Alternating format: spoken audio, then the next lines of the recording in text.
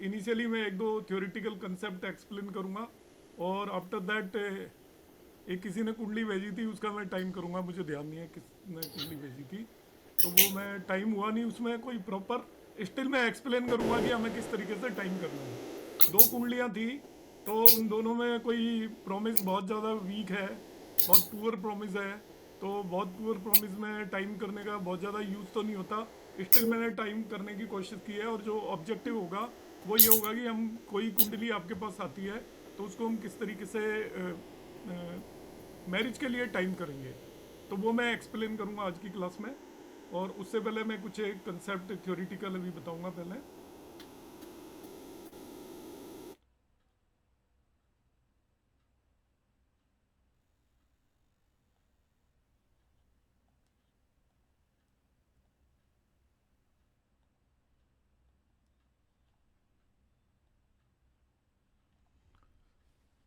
एक क्वेश्चन जो अराइज होता है जब भी हम एस्ट्रोलॉजी करते हैं या हम देखते हैं, तो उसमें आता है nature and look of the spouse, कि जो स्पाउस होगा वो उसका किस तरीके का नेचर होगा और उसके लुक्स किस तरीके के होंगे। तो वो हम किस तरीके से डिसाइड करेंगे किसी भी कुंडली में।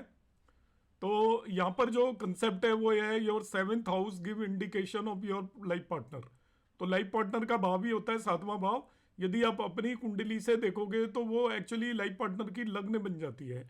यदि आप अपने स्पाउस के बारे में देखना चाहते हो तो सेवेंथ हाउस को लग्न बना लें, तो उसके जो करेक्टरिस्टिक हैं स्पाउस के वो सातवें भाव से पता चलते हैं। तो your seventh house give indication of your life partner. और वो किस तरीके से क्या क्या इंडिकेशन देगा, इट गिव्स एटीट्यूड, उसका एटीट्यूड किस तरीके का होगा, mind set and values of life partner, उसका माइंड सेट कैसा होगा, वैल्यूज कैसी होंगी उसकी लाइफ के अंदर। इन सभी चीजों को यदि हम देखना चाहते हैं, वो उससे आपका ओवरऑल नेचर पता चल जाता है। इन तीनों चीजों को मिलाकर जो बनता है उसे ही हम नेचर बोलते हैं। एटीट्यूड कैसा है पर्सन का, उसका माइंड सेट कैसा है, किस तरीके से सोचता है वो, और उसकी वैल्यूज क्या है लाइफ के अंदर, उन्हीं चीजों पर उसका नेचर डिपेंड करेगा। अब इसको देखने के लिए हम क्या करते हैं, seventh Lord, planet in seventh house and expecting seventh house also influence how your spouse would think and act. तो जो तीन इंपॉर्टेंट प्लेनेट हो जाते हैं वो आपका सप्तमेश, सेवेंथ हाउस में जो प्लेनेट पोजिटेड है वहां पर प्लेस्ड है, और जो उसे एस्पेक्ट कर रहा है इन तीनों का सातवें भाव पर, एक तरीके से सेवेंथ हाउस पर जिनका भी इंफ्लुएंस है वो लाइफ पार्टनर के ओवरऑल नेचर को इंडिकेट करेंगे। अब यहां पे क्या करना है, the strong placement of seventh Lord, जो आपका सेवेंथ लॉर्ड का प्लेसमेंट अच्छा है, and placement of benefic Lord in seventh house would confer excellent partner. यदि आपका सेवेंथ लॉर्ड का प्लेसमेंट बेटर है, साथ ही साथ सेवेंथ हाउस के अंदर यदि बेनिफिक प्लेनेट प्लेस्ड है, तो इसका मतलब जो स्पाउस होगा वो हर तरीके से बेटर होगा। अब सारी की सारी चीजें आपको एज इट इज मिलने वाली नहीं है, मगर दिस द बेस्ट कॉम्बिनेशन की आपके सेवेंथ लॉर्ड का प्लेसमेंट स्ट्रोंगर हो और आपके सेवेंथ हाउस के अंदर भी बेनिफिक प्लेनेट बैठा हो, बेनिफिक ही उसे एस्पेक्ट कर रहा हो, तो लाइफ पार्टनर बहुत ही अच्छा होगा, जैसा आप चाहते हैं उस तरीके का होगा। फोर्थ पॉइंट जो है, placement of Venus in male chart. Venus actually wife को रिप्रेजेंट करता है, लाइफ पार्टनर को मेल चार्ट में। Decide beauty and character of wife, आपका वीनस की स्थिति, आपके लाइफ पार्टनर के बारे में पूरा जानना है तो ये पूरी एक एस्ट्रोलॉजी है। शुक्र ही लाइफ पार्टनर है, शुक्र लाइफ पार्टनर की एक एक चीज आपको बताएगा। तो आपका जो प्लेसमेंट ऑफ वीनस वो आपको इंडिकेट करेगा beauty and character of wife, its placement in केंद्र and trine and in own friendly and exaltation sign confer beautiful and charming wife. यदि मेल नेटिव की कुंडली के अंदर शुक्र केंद्रीय त्रिकोण में बैठा हुआ है, साथ ही साथ वो ओन साइन में हो, फ्रेंडली साइन में हो, एक्सोल्टेशन साइन में हो, तो उसकी वाइफ ब्यूटीफुल एंड चार्मिंग होगी। अब ब्यूटीफुल और चार्मिंग का मतलब पर्सन टू पर्सन वेरी करता है, जो आपको पसंद है वो ब्यूटीफुल है तो आपको पसंदीदा वाइफ मिलेगी, जो आपको पसंद है वो चार्मिंग है, और आपको नहीं पसंद है तो वो कितनी भी ब्यूटीफुल है उसको हम यहाँ पर एस्ट्रोलॉजिकली ब्यूटीफुल मानकर नहीं चलेंगे। कहने का मीनिंग ये है कि वीनस का प्लेसमेंट आपका अच्छा है आपके D1 चार्ट के अंदर, तो आपका जो स्पाउस मेल के केस में उसकी वाइफ उसकी पसंद की होगी हर तरीके से। Further excuse me, fifth point है placement and position of Jupiter in women chart. तो महिलाओं के लिए, फीमेल नेटिव के लिए जो जुपिटर है वो एक्चुअली हस्बैंड को इंडिकेट करता है। लाइक मेल नेटिव के लिए वीनस वाइफ को इंडिकेट करता है, इसी तरीके से जुपिटर हस्बैंड को इंडिकेट करता है। तो जुपिटर आपकी कुंडली के अंदर, फीमेल नेटिव की कुंडली में उसके हस्बैंड के बारे में जानना है तो आप जुपिटर के बारे में जान लीजिए। उसका प्लेसमेंट कैसा है आपकी कुंडली के अंदर, किन राशियों में रखा हुआ है, उसी तरीके का आपका हस्बैंड होगा। यदि उसका केंद्र और त्रिकोण में प्लेसमेंट है, वो ओन साइन, एक्सोल्टेशन साइन या फ्रेंड साइन के अंदर है, तो हस्बैंड अच्छे होंगे। ये आप यहां पर डिसाइड करोगे on the basis of Jupiter. Sixth one, aspect और placement of malefic would bring troubles with a life partner and looks are also very ordinary. ये है सेवेंथ हाउस में। यदि सेवेंथ हाउस को मेलिफिक प्लेनेट एस्पेक्ट कर रहे हैं और मेलिफिक प्लेनेट ही वहां पर बैठे हुए हैं, तो वो आपकी मैरिड लाइफ के अंदर ट्रबल्स लेकर आएंगे। और लुक्स जो पार्टनर के होंगे ऑर्डिनरी होंगे। यहां पर ऑर्डिनरी पार्टनर का मतलब, जो मैं लुक्स की बात कर रहा हूं उसमें लुक का मतलब है आप उसको कैसा लगेगा। मतलब एक ब्यूटीफुल है, हो सकता है उसके हस्बैंड को वो ब्यूटीफुल ना लगती हो। ऐसे ही एक पर्सन ब्यूटीफुल हो, उसकी वाइफ को वो ब्यूटीफुल ना लगता हो, ऑर्डिनरी लगता हो। तो ये मैं उसके बेसिस पर बता रहा हूं, ओवरऑल लुक्स की बात नहीं कर रहा। आप हस्बैंड वाइफ एक दूसरे को कैसे देखेंगे। तो यदि आपका वहां पर मेलिफिक प्लेनेट बैठे हुए हैं सेवेंथ हाउस में, मेलिफिक प्लेनेट का एस्पेक्ट है, तो जो उसका स्पाउस होगा उसे वो ऑर्डिनरी लगेगा। Placement of Rahu indicate spouse from distant place, out of caste and out of religion. आपको पता है ये कॉम्बिनेशन हम मानते हैं, राहु केतु एक्सिस यदि जब भी आ जाता है लग्न और साथ में वहां पर, तो हम क्या कहते हैं, out of caste, out of religion, और यहाँ पर वो डिस्टेंट प्लेस से भी हो सकता है। फीमेल नेटिव के, मेल नेटिव की कुंडली में राहु यदि सातवें भाव में होता है तो जनरली उसका जो स्पाउस होता है फैशनेबल होता है, अनऑर्थोडॉक्स होगा, वो डिफरेंट टाइप का आपको मिलेगा। फर्दर यहां पर देखिए सेवेंथ हाउस में कौन सा प्लेनेट बैठा हुआ है, उसके बेसिस पर उसका नेचर हम यहां पर डिसाइड करेंगे स्पाउस का। यदि मार्स सेवेंथ हाउस में होता है तो उसे आप सब जानते हो हम मांगलिक बोलते हैं। मार्स जब सेवेंथ हाउस में होता है उसको मांगलिक बोलेंगे। उसके केस में क्या होगा, जो स्पाउस है उसका अग्रेसिव एटीट्यूड होगा एंड ड्यूबियस करेक्टर होगा। करेक्टर के बारे में भी आप डाउटफुल रहेंगे, इसलिए सातवें भाव का जो मंगल होता है मांगलिक दोष उसे मानते हैं, तो उसमें करेक्टर में और भी फैक्टर आते हैं, मगर मेन एक जो कंपोनेंट आता है अग्रेसिव एटीट्यूड होता है उसका डेफिनेटली। ये आप मानकर चलेंगे कि सप्तमें सातवें भाव में यदि मंगल आकर बैठ गया तो ये दोनों चीजें हम कंसिडर करेंगे। मरकरी यदि सेवेंथ हाउस में आ जाए तो मरकरी जिसके भी सेवेंथ हाउस में होगा उसका स्पाउस बहुत फोकस्ड होगा, जिस चीज के बारे में भी वो काम कर रहा होगा बहुत फोकस होकर काम करेगा, इंटेलिजेंट होगा, अपॉर्चुनिस्ट होगा, उसको जहां मौका मिलेगा वहां पर। इसको सेवेंथ हाउस के मरकरी को ये भी कॉम्बिनेशन बोलते हैं कि जिस पर्सन की कुंडली के सेवेंथ हाउस में मरकरी होता है वो पर्सन क्या करता है, एक बंदे से उसका अफेयर होगा मगर वो दूसरा बंदा सर्च कर रहा होगा साथ में। मतलब इतना ज्यादा अपॉर्चुनिस्ट होगा, वो आपको 1 मिनट के अंदर पार्टनर बदल लेगा। आफ्टर मैरिज नहीं बात कर रहा, मैरिज से पहले सपोज वो एक किसी पर्सन के साथ उसका अफेयर चल रहा है मगर वो फिर भी दूसरे पर्सन को ढूंढता रहेगा। ये कॉम्बिनेशन होता है मरकरी है सातवें भाव में हो, इसकी डुअल नेचर होती है मरकरी की। डुअल नेचर का मतलब वो ऑलवेज दो ऑप्शंस रखता है, चॉइस रखता है, कभी भी एक जगह पर टिका नहीं रहता, ऐसा माना जाता है। अब वो सभी केसेस में लगेगा ये कोई जरूरी नहीं है। तो मरकरी यदि सेवेंथ हाउस में हो तो वो पर्सन फोकस्ड होगा, इंटेलिजेंट होगा, अपॉर्चुनिस्ट होगा और गोल ओरिएंटेड होगा। जो दिमाग में उसने रखा हुआ है वही अचीव करने की कोशिश करेगा। केतु इन सेवेंथ हाउस यदि हो तो वो पर्सन रिजर्व होता है नेचर में और may not be happy in married life. May not be happy in married life का मतलब ये नहीं कि वो उसकी मैरिड लाइफ में कोई प्रॉब्लम होंगी, कष्ट होंगे।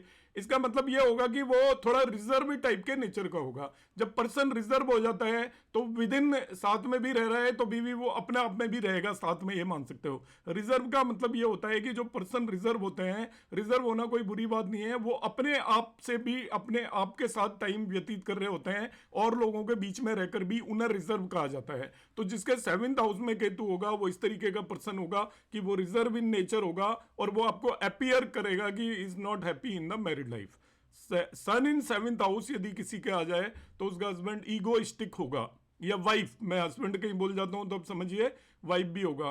वीनस हो तो ब्यूटीफुल एंड अट्रैक्टिव होगा, सातवें भाव के अंदर शुक्र हो तो स्पाउस ब्यूटीफुल एंड अट्रैक्टिव होता है। सैटर्न यदि आ जाए तो looks are elderly and mature, wise and respectful. तो सातवें भाव का शनि मैच्योर स्पाउस लेकर आता है, लुक वाइज भी वो मैच्योर होगा मोस्ट प्रोबली, हस्बैंड वाइफ में दोनों में एज डिफरेंस नजर आएगा।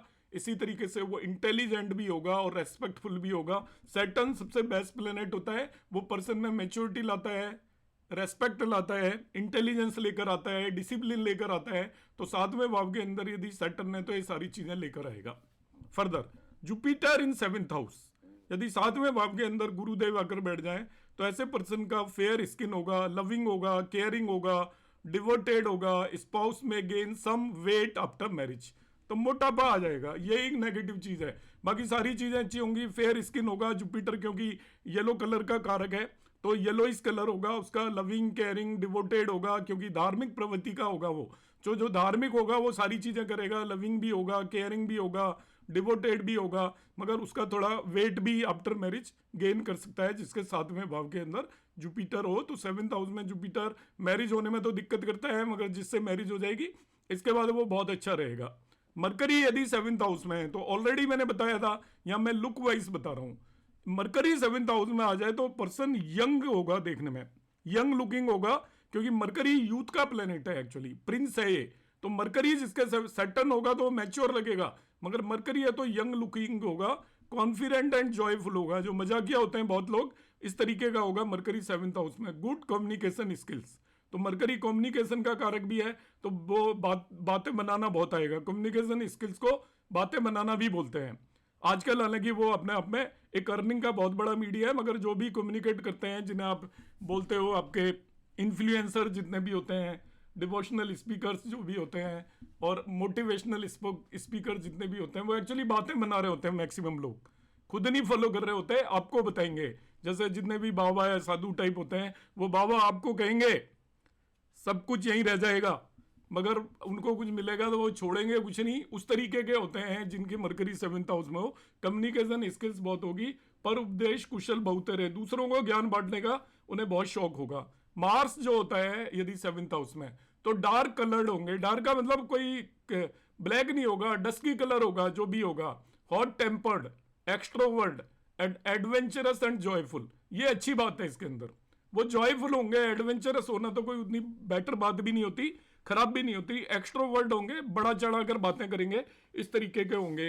गुस्सा होगा उनके अंदर, मांगलिक हो जाता है सेवेंथ हाउस में जब मार्स आता है। राहु हो तो ब्यूटीफुल मॉडल टाइप स्पाउस, खूबसूरत होगा, love worldly pleasure and comfort, तो उसको सुख सुविधाओं की बहुत जरूरत होगी, क्योंकि वो एक्चुअली इल्यूजन में रहेगा, हमेशा वो चाहेगा बड़ी से बड़ी अच्छी से अच्छी चीज उसे मिले। यदि राहु सातवें भाव में है, इसलिए उसे अच्छा नहीं माना जाता मैरिड लाइफ के लिए। केतु है तो वो थोड़ा डार्क कलर्ड होगा, वेरी स्पिरिचुअल, और have radical mindset. Radical mindset का मतलब रिलीजन के या किसी भी चीज में उसका बिलीफ होगा, वो बहुत हार्ड बिलीफ होगा, उसको आप ब्रेक नहीं कर सकते। धर्म के प्रति बिलीव है तो आप उसको तोड़ नहीं सकते, इस तरीके का होगा। If seventh house is vacant, अब ऐसी स्थिति आ जाएगी, मैंने तो प्लेनेट सारे बता दिए, आप में से कई सोच रहे होंगे हमारी कुंडली में तो कोई भी नहीं है सेवेंथ हाउस में, तब आपको क्या करना है, if seventh house is vacant then result will depend upon planet aspecting, जो उसे देख रहे हैं उस प्लेनेट को पहचानिए कौन है। अब देख भी नहीं रहा तो no planet aspecting then result depend upon the seventh lord. सप्तमेश, अब आपका नेचुरली क्वेश्चन आएगा जी हमारे साथ में वहां में तो तीन बैठे हैं, मरकरी भी बैठा है, मार्स भी बैठा है, राहु भी बैठा है, तीनों के कैरेक्टरिस्टिक्स को ऐड कर दो, वैसा होगा वो। मरकरी, मार्स और राहु तीनों बैठे हैं तो यंग लुकिंग भी होगा, मगर डार्क कलर्ड भी होगा वो, और वो ब्यूटीफुल मॉडल टाइप भी होगा। इस तरीके से आप उसको कंबाइन करेंगे तो एक से ज्यादा प्लेनेट का इन्फ्लुएंस है, तो कोई भी पर्सन बिल्कुल एक पर्टिकुलर टाइप का नहीं होता, उसके अंदर कई तरीके के कैरेक्टरिस्टिक होते हैं, एक दो अच्छाई होती हैं तो एक दो बुराई हर इंसान में होती है, कोई भी परफेक्ट नहीं होता, मगर ये कुछ एक सर्टेन कॉम्बिनेशंस हैं on the basis of the classics जो मैंने यहाँ पे बताए हैं। लास्ट क्लास में एक क्वेश्चन अराइज हुआ था, yes everything is from D1 chart, जन्म कुंडली D1 चार्ट से ही हमें बताना है। इसके बाद हम करेंगे when divorce will take place, एक क्वेश्चन है डिवोर्स का, लास्ट क्लास में किसी ने मेरे से कहा था। अच्छा, सन इगोइस्टिक बता दिया था मैंने, देखने में कुछ खास क्वालिटी नहीं है इसलिए यहां पर मेंशन नहीं किया है। सन जो होगा वो इगोइस्टिक होगा 7th हाउस के अंदर। तो जिसके अंदर ईगो होगी वो थोड़ा आपका ये मान के चलिए कि वो दूर से देख के ही बंदा लगेगा, जिसकी आंखों की जो आपकी तनी हुई हो और मुंह पे एक अलग तरीके का घमंड सा होता है, इस तरीके का होगा वो, ये मान सकते हो आप। देखने में वो डिफरेंट होगा थोड़ा, उसके अंदर ये लगेगा, आप क्या कह सकते हो कि जो किंग टाइप जो लोग होते हैं अपीयरेंस वाइज, प्रैक्टिकली नहीं होगा, अपीयरेंस वाइज ऐसा होगा कि वो थोड़ा अपने आप को इस तरीके से एक्सप्रेस करेगा कि ही इज अबव एवरीवन, वो कुछ ज़्यादा ऊंचे स्थान पर बैठा हुआ है। तो आप ऐसा मानकर चलें। अब यहाँ पर मैं एक कॉम्बिनेशन बता रहा हूँ, और ये डिवोर्स का बेसिकली कोई कॉम्बिनेशन नहीं है एस्ट्रोलॉजी में, ठीक है। डिवोर्स का कॉम्बिनेशन क्यों नहीं है ये मैं बता देता हूँ आपको। डिवोर्स का कोई कंसेप्ट था ही नहीं जब एस्ट्रोलॉजी बनी थी, और एज पर सनातन और Hindu religion there is no term like divorce, तलाक या इस तरीके का कोई कंसेप्ट है नहीं। यहाँ पे 7 जन्मों का रिश्ता माना जाता है, और 7 जन्मों का रिश्ता का मतलब आपकी मैरिज होगी तो वो डेथ से ही ब्रेक होगी, और कोई तरीका ब्रेक होने का नहीं है, हस्बैंड वाइफ में से किसी की एक की डेथ हो जाए। इसलिए डिवोर्स के जितने भी कॉम्बिनेशन आपको जो लोग बताते हैं, मैं आपको on the basis of research बता रहा हूँ, आपको भी बहुत पता होंगे, मगर वो सब गलत है, मान लीजिए।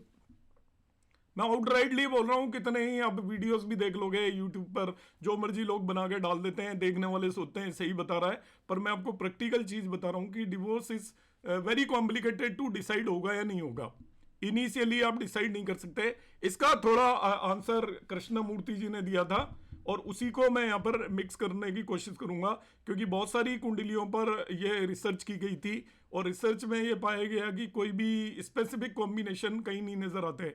कि नहीं, जैसे 400-500 कुंडलियों पर रिसर्च की गई थी है, तो 400-500 में कोई भी कॉम्बिनेशन 10-20 से ज़्यादा कुंडलियों पर नहीं रिपीट होता। अब रिपीट नहीं होता तो हम उसको कंक्लूड नहीं कर सकते। कॉमन सेंस तो यही कहता है भाई 7th हाउस एफ्लिक्टेड हो, 7th लॉर्ड एफ्लिक्टेड हो, वीनस एफ्लिक्टेड हो, या इस तरीके के कॉम्बिनेशंस में आपका डिवोर्स होगा। मगर हमने ये देखा कि ये डिवोर्स की फिनोमिना तो पिछले 40 साल से 30 साल से शुरू हुई है, उससे पहले भी ये सारे कॉम्बिनेशन कुंडलियों में हुआ करते थे, मगर डिवोर्स नहीं हुआ करता था। इसलिए हम कुछ पक्का नहीं कह सकते। तो इसमें क्या किया कि जो मुस्लिम रिलीजन के अंदर डिवोर्स होता था पहले भी, तो उनकी कुंडलियां ली गई। मैं आपको बैकग्राउंड बता रहा हूँ इसका, जो मैं स्टेटमेंट दे रहा हूँ, मैं आपको ये कह रहा हूँ कि डिवोर्स के कोई भी कॉम्बिनेशन नहीं लगते। आपको किसी ने पढ़ाए होंगे, आपने कहीं भी पढ़े होंगे, आपने कहीं भी वीडियोस देखे होंगे, वो कोई भी नहीं लगते। मैं आपको ये उसका बैकग्राउंड बता रहा हूँ कि इस पर रिसर्च कैसे हुई। कि हिंदू रिलीजन में तो डिवोर्स का कंसेप्ट ज़्यादा से ज़्यादा 30-40 ईयर्स का मान लो, उससे पहले बड़ा रेयर था, सुनने को नहीं मिलता था, एक बड़ी फिनोमिना हो जाती थी यदि कोई डिवोर्स लेता था तो। मगर ये फिर क्या हुआ कि हमारे पास बहुत डेटा नहीं था, तो मुस्लिम रिलीजन में ये होती है, तो वहाँ से कुछ एक कुंडलियाँ कलेक्ट की गई और उनका जो कॉम्बिनेशंस देखे गए, तो उसमें ये रिसर्च हुई थी 80 से लेकर 85 तक। तो उसमें केपी के कॉम्बिनेशंस काफ़ी लगे, और उसके बेसिस पर ये बाद में कृष्णमूर्ति जी जो कॉम्बिनेशंस देखे गए थे उन पर काम किया। तो मैं आपको कुछ एक कॉम्बिनेशंस यहाँ पर बताऊंगा। डिवोर्स कब होता है actually, when divorce take place.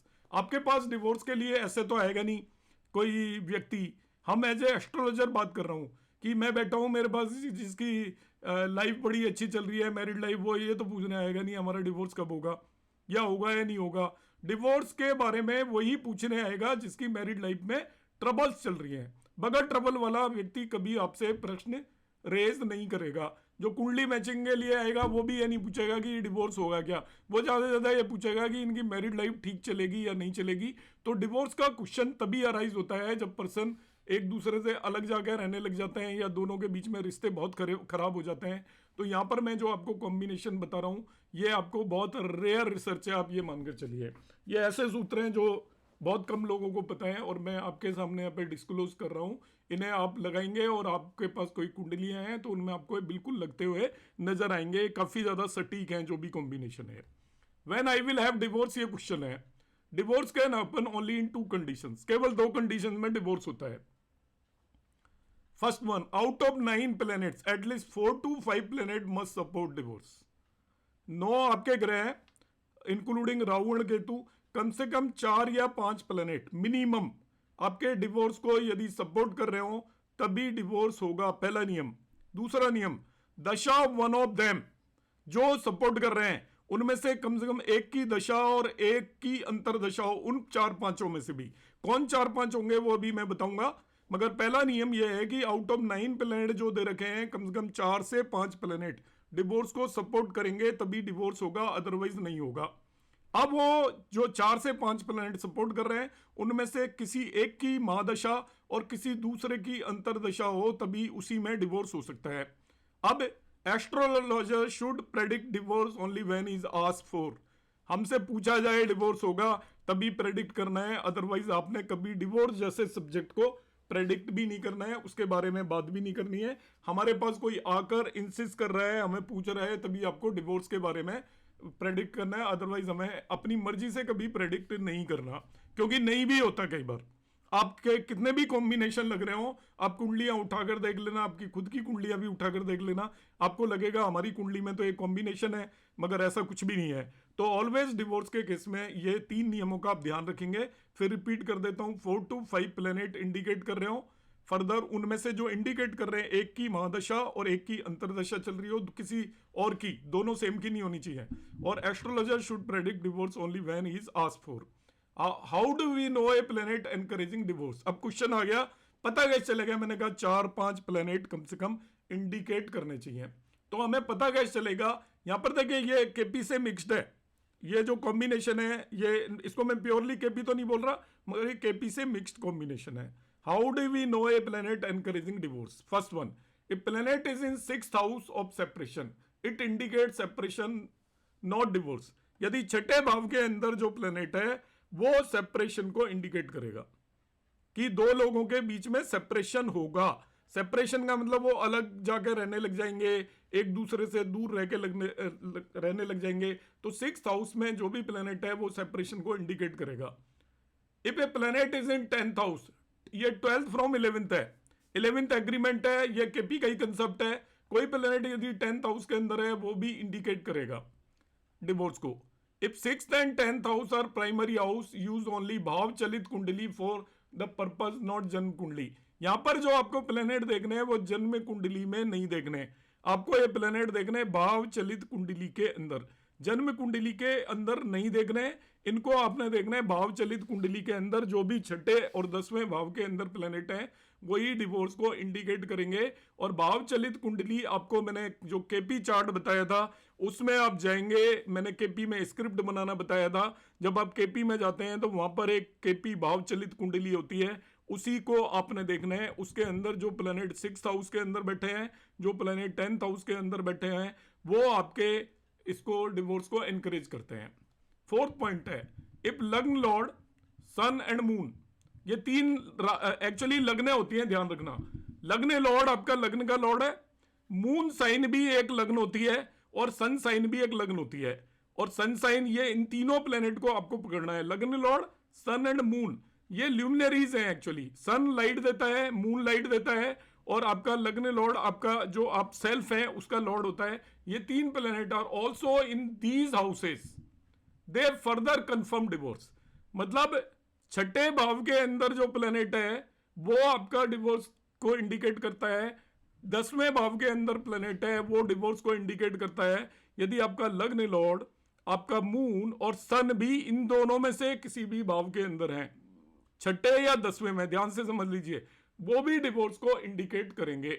ये शो करते हैं कि it shows person not interested in marriage, कि यदि आपका उसके छठे भाव के अंदर भी लग्न लॉर्ड आ रहा है, छठे और 10वें में से किसी में भी सूर्य भी आ रहा है और चंद्रमा भी आ रहा है, तो ये मानकर चलिए उस पर्सन का उस मैरिज के अंदर इंटरेस्ट नहीं होगा। एक स्टेज पर जाकर उसका इंटरेस्ट खत्म हो जाएगा, जिससे भी वो मैरिज करेगा उसका इंटरेस्ट खत्म हो जाएगा। यस, ऑल द, ये मैं 5 प्लेनेट को क्लासिफाई कर रहा हूं, ऑल 3 जरूरी नहीं है। जरूरी है कि आपके ओवरऑल 4 से 5 प्लेनेट होने चाहिए। अब 4 से 5 प्लेनेट कहां पे होंगे? जो छठे भाव में बैठे हैं, जो 10वें भाव में बैठे हैं वो प्लेनेट। और यदि लग्न लॉर्ड, आपका सन और मून, इनमें से किसी भी हाउस में जाकर बैठ जाएं तो वो स्पेसिफिकली इसको इंडिकेट करेंगे। तो आपके प्लेनेट जो छठे भाव में है वो सारे क्वालिफाई करते हैं, जो 10वें 10th हाउस में है वो सारे क्वालिफाई करते हैं। जो प्लेनेट आपके मगर लग्न लॉर्ड, 6th लॉर्ड, वो सॉरी सन और मून भी यदि इन दोनों में से किसी भाव में जाते हैं तो वो भी डिवोर्स के लिए क्वालिफाई करते हैं। अभी ये कॉम्बिनेशन खत्म नहीं हुआ है। और भी इसमें हम बहुत सारी चीजें ऐड करेंगे।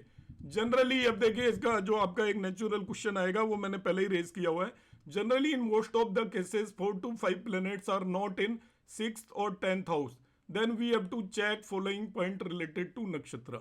ऐसा तो होगा ही नहीं कि 4-5 प्लैनेट बैठे हों, ज्यादातर कुंडलियों में नहीं बैठे होंगे। तब क्या करेंगे भाई, छठे और 10वें भाव में 4-5 प्लैनेट तो कितने कम लोगों की कुंडलियों में बैठे होंगे। मगर ये मान के चलेंगे कि छठे और 10वें भाव में जो प्लैनेट हैं वो तो क्वालिफाई कर ही रहे हैं, बैठे हैं। तो इसके बाद मेजॉरिटी ऑफ प्लैनेट 4 to 5 इन नक्षत्र of 6th and 10th Lord. अब 6th लॉर्ड का और 10th लॉर्ड का नक्षत्र अभी ले लीजिए। अब यदि आपके मेजॉरिटी ऑफ प्लैनेट उनके नक्षत्रों में बैठे हों, 6th लॉर्ड या 10th लॉर्ड के नक्षत्र में, वो भी क्वालिफाई कर जाएंगे। मेलिफिक इन 7th हाउस, ध्यान रखिएगा, मेलिफिक इन 7th हाउस, यदि 7वें भाव में सन, राहु और केतु, सैटर्न और मार्स, इन पांचों में से कोई भी बैठे हैं, चांसेस फर्दर इंक्रीजेस, वो भी डिवोर्स के लिए क्वालिफाई करते हैं। थर्ड पॉइंट, इफ नक्षत्र lord of 6th Lord in 10th house, यदि 6th लॉर्ड का, सस्टेज का नक्षत्र लॉर्ड 10th हाउस में आ जाए और nakshatra lord of 10th lord in 6th house, chances are even very higher. ये सभी प्लेनेट आपके क्वालिफाई करेंगे। फिर से रिपीट कर रहा हूं, कौन कौन से प्लेनेट क्वालिफाई करेंगे। The planet sitting in the 6th house, planet sitting in the 10th house, आपका lagna lord moon and sun, if they are in 6th और 10th house then they also qualify. तीन ये चीजें बताई। इसके बाद आपको क्या करना है, यहां से भी काम नहीं चलेगा। अब हमें देखना है कि 6th Lord and 10th Lord के नक्षत्रों में जो प्लेनेट बैठे हुए हैं, दे ऑल्सो क्वालिफाई। फर्दर आपके मेलिफिक प्लेनेट यदि 7th हाउस में बैठे हुए हैं, sun, Rahu, Ketu, Saturn and Mars malefic बैठे हैं, they also qualify for the divorce. Further आपका यदि 6th लॉर्ड, नक्षत्र लॉर्ड ऑफ 6th लॉर्ड यदि 10th हाउस में चला जाए और nakshatra lord of 10th Lord यदि 6th हाउस के अंदर आ जाए, तो वो भी क्वालिफाई करेंगे। इन सभी प्लेनेटों को हम नोट कर लेंगे। अब नोट करने पे यदि 4 या 5 मिलके बन रहे हैं ये टोटल, तो आप समझ लीजिए कि वो डिवोर्स की पॉसिबिलिटी होगी। और डिवोर्स कब होगा, जो आपके 4 या 5 प्लेनेट बने, उनमें किसी एक की महादशा और दूसरे की अंतरदशा आपकी चल रही हो, तब डिवोर्स हो जाएगा। इस रूल को मैंने समअप किया है बहुत शॉर्ट फॉर्म में। So final rules are, number 1, majority planet should be related to 6th and 10th house by placement, lordship और नक्षत्र। अब इसको शॉर्ट फॉर्म में कर दिया है।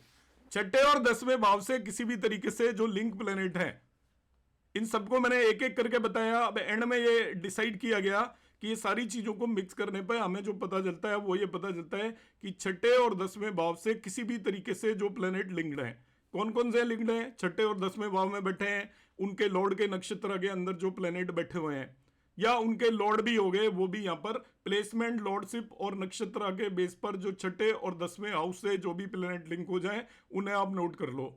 सन, मून, लग्न Lord should be in 6th और 10th हाउस।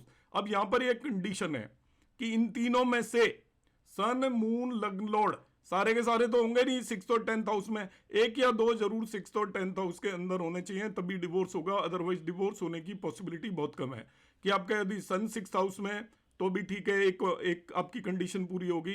सन नहीं है तो मून आ जाए, मून नहीं है तो लग्न लॉर्ड आ जाए, 6th हाउस में नहीं हो तो 10th हाउस में हो जाए, ये भी कंडीशन फुलफिल होनी चाहिए। यदि ये कंडीशन फुलफिल नहीं हो रही तभी भी डिवोर्स की पॉसिबिलिटी कम होगी।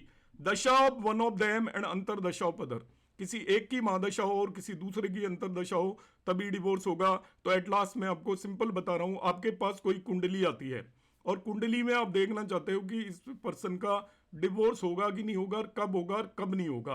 आपने ज्यादा कुछ नहीं करना है, आप ये देख लीजिए कि 6th और 10th हाउस को पकड़ लीजिए। अब 6th और 10th हाउस में जो प्लेनेट बैठे हुए हैं, उनके 6th लॉर्ड और 10th लॉर्ड के नक्षत्र में जो प्लेनेट बैठे हुए हैं उन्हें आप नोट कर लें अलग से। इसके बाद आप देख लें कि सन, मून या लग्न लॉर्ड में से कोई न कोई 6th और 10th हाउस के अंदर यदि बैठा हुआ है उसे नोट कर लें। यदि ये आपके प्लेनेट आपके आ जाते हैं, जो भी प्लेनेट आए, ये सब क्वालिफाई करते हैं डिवोर्स के लिए। अब होगा कब डिवोर्स, इनमें से किसी एक की महादशा और दूसरे की अंतरदशा हो। अब आप देखोगे उस समय पर जब वो आपका नेटिव आया तो आप देखोगे कि इनमें से किसी की महादशा चल रही है क्या। यदि इनमें से महादशा चल रही है तो आप देख लोगे कि किसी दूसरे की अंतरदशा कब आने वाली है, तब उसके डिवोर्स की पॉसिबिलिटी होगी। इस तरीके से हम इस कॉम्बिनेशन को देखने की कोशिश करेंगे। बहुत कॉम्प्लिकेटेड नहीं है, सिंपल है। फिर से रिपीट कर रहा हूं, आपने सिंपली छठे भाव से लिंक्ड प्लेनेट, 10वें भाव से लिंक्ड प्लेनेट को पिक कर लेना है, नोट कर लेना है। अब लिंक्ड में सब कुछ आ जाएगा जो वहां बैठे हुए हैं, साथ ही साथ उनके जो भी उनके नक्षत्रों में भी जो भी हैं प्लेनेट, उन्हें भी आपको नोट कर लेना है। इसके बाद उनको लॉर्ड को भी आपने नोट कर लेना है। तो आपके पास 4-5 प्लेनेट तो डेफिनेटली आ जाएंगे, मगर कंडीशन ये है सन, मून और लग्न लॉर्ड में से कोई न कोई छठे या 10वें भाव में होना चाहिए, तभी डिवोर्स की पॉसिबिलिटी ज्यादा होगी। साथ ही आप देख सकते हो कि 7वें भाव में भी मैलिफिक बैठे हों तो डिवोर्स की पॉसिबिलिटी और भी इंक्रीज हो जाती है। मगर दशा और अंतरदशा उन्हीं प्लेनेट की लोगे जो छठे और 10वें भाव से लिंक्ड है, अदरवाइज और किसी प्लेनेट की दशा और अंतरदशा के अंदर डिवोर्स नहीं होगा। तो एक प्लेनेट की दशा लोगे और दूसरे प्लेनेट की अंतरदशा लोगे, तो ये सर्टेन कॉम्बिनेशंस हैं जो मैंने यहाँ पर आपको बताया है रिलेटेड टू दो कंसेप्ट पे आज की क्लास में मैंने अभी तक बात की है। पहला कंसेप्ट मैंने बताया है कि जो आपके पास एक क्वेश्चन आएगा, बहुत वेल्थ के बारे में मैं पहले ही बता चुका हूं, स्पाउस की एक क्वेश्चन आएगा, उसके लुक कैसे होंगे, उसका नेचर कैसा होगा, तो उस क्वेश्चन का मैंने आंसर देने की कोशिश की है on the basis of classics. Divorce के कॉम्बिनेशंस का मैंने यहाँ पर आंसर देने की कोशिश की है। This is one of the techniques, there are multiple techniques. तो डिवोर्स पे ही कई बुक लिखी हुई हैं, कई लोगों ने बहुत बड़ा काम किया है, मगर वो कहीं सटीक बैठती नहीं है। तो ये एक मैंने केपी एस्ट्रोलॉजी से मिक्स करके ये कॉम्बिनेशन लिया हुआ है। इसमें छठा और 10वां भाव जो लिया गया है वो बेसिकली केपी पर बेस्ड ही है। केपी में जो डिवोर्स को छठे और 10वें भाव से देखते हैं, मगर मैं यहाँ पर यूटिलाइजेशन केपी का कुछ भी नहीं किया है। सिंपली आपको वैदिक एस्ट्रोलॉजी के बेस पर ही डिसाइड करना है कि कब किस नेटिव का डिवोर्स होगा।